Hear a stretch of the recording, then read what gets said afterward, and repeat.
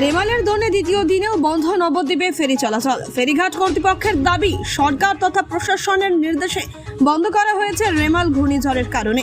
প্রশাসনের পরবর্তী নির্দেশ এলেই তবেই চালু হবে ফেরি চলাচল। পাশাপাশি তারা আরও জানান, পরিস্থিতি বুঝে জরুরি পরিষেবা দেবে তারা।